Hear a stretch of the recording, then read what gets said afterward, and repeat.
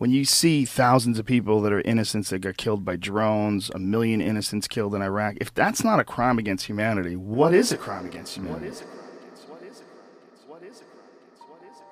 A lot of shit comes up that people would want to vote on, like the bailouts, the war, all things of this nature. There's a lot of things that people would like that's going to affect us. We would like to vote on this, but you don't get to vote on it. You get to vote on a representative.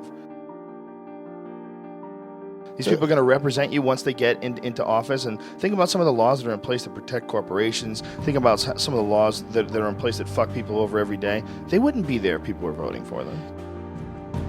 We all have this desire to have someone lead us. We all have this feeling where we need someone who's smarter and wiser, who represents us.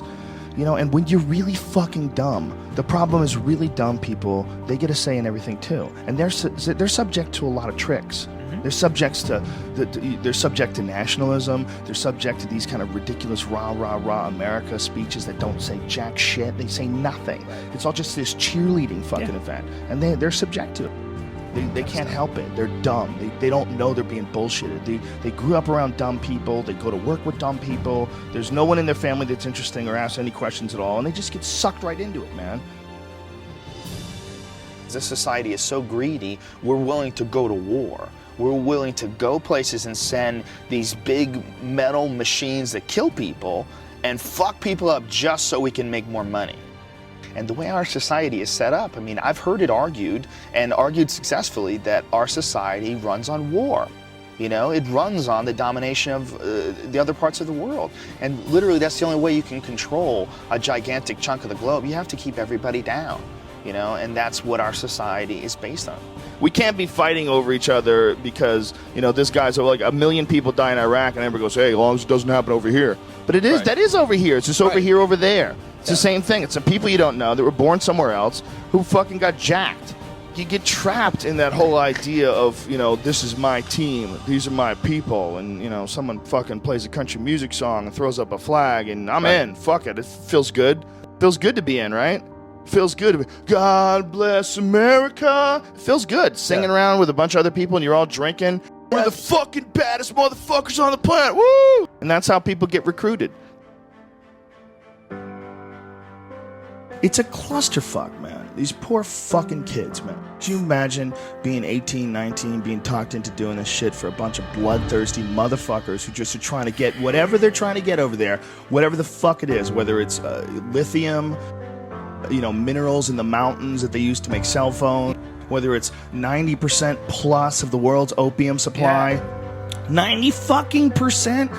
That is a multi-billion-dollar business. And if you think these fucking industrialist cocksuckers that are running the world are going to leave that money behind, you're fucking crazy. Dude, they've got United States Army troops guarding Poppy Field. There's fucking so much heroin there. I mean, it's incredible. The fucking brother of the president of Afghanistan, his brother was selling heroin and getting paid by the CIA. I mean, god damn it. Heroin is absolutely addictive, okay? People who try heroin get hooked. Heroin is everywhere, okay? So you need to sell it. Someone's selling it. Who's selling it? I don't know, but 90% of it comes from this one place where we have to be to save our freedom. You can't criticize it. Because if you criticize it, you're a shithead. You don't appreciate the troops and what they're doing for you. And that's not the case at all. I just don't like the idea of these fucking people leading us in any direction where you need to sacrifice your life. Well, I don't believe it. I don't believe them. When there's been so many fucking lies. I mean, the more you look it up, the more, I mean, go into any of the stories on the weapons of mass destruction before we invaded and compare them to what we actually know that they really knew when they said that.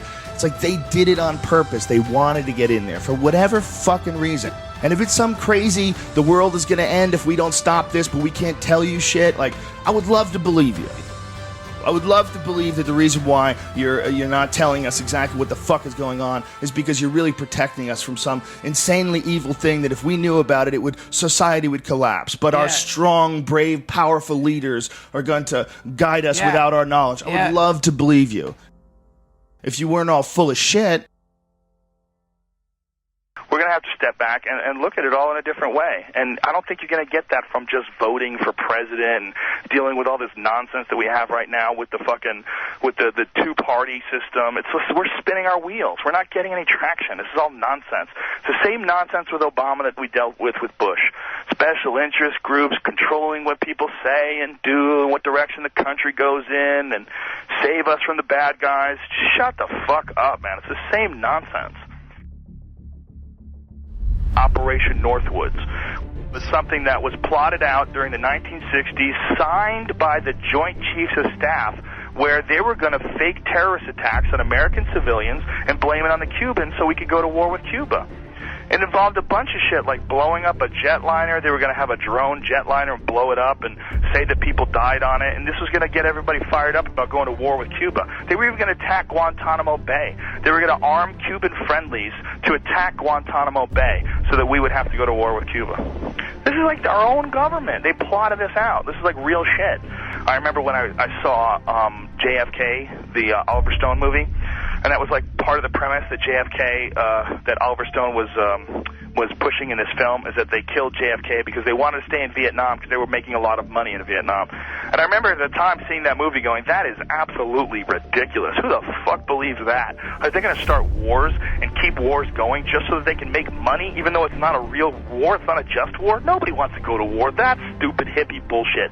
Well, as I got older and I started investigating history, you know, from way back to Vietnam, to the Gulf of Tonkin, to all the shit that happened when Kennedy and Nixon were in office, to all the shit that happened with Reagan and the Contras in Nicaragua and the Sandinistas, and all the different various things that have happened in human history where it's clear that the United States is, you know, we're fucking around with all kinds of things all the time to make money.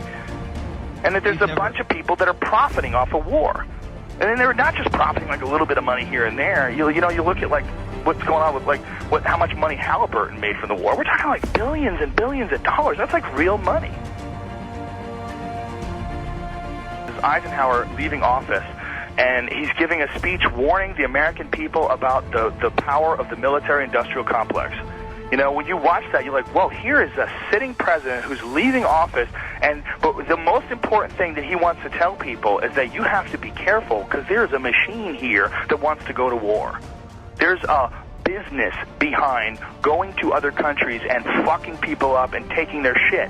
And they come up with reasons to do this. And they sacrifice American lives to do this. And they do it for profit. And it sounds absolutely ridiculous.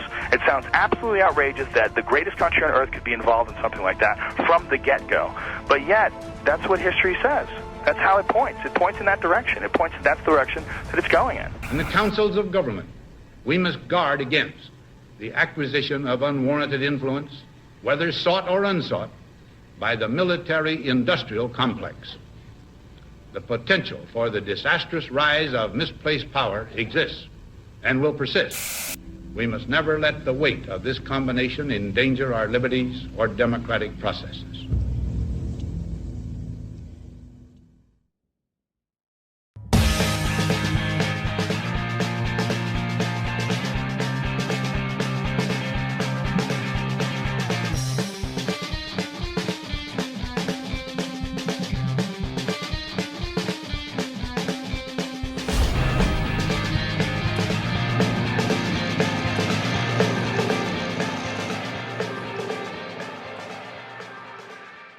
Tower 7 disturbs me the most. That Tower 7 just went whoosh, just like a controlled demolition.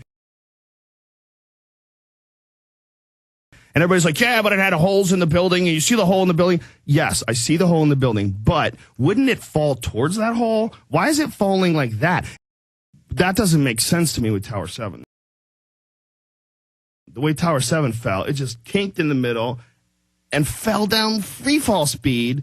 Almost. I mean, everybody they'll nitpick at you. Oh, it was 1/10 of a second slower than free fall. Even if it was just close to free fall, that's crazy. There was no resistance. It just gave up. Why wouldn't it wiggle and collapse towards where it got jacked? It just seems like a controlled demolition. That bothers me.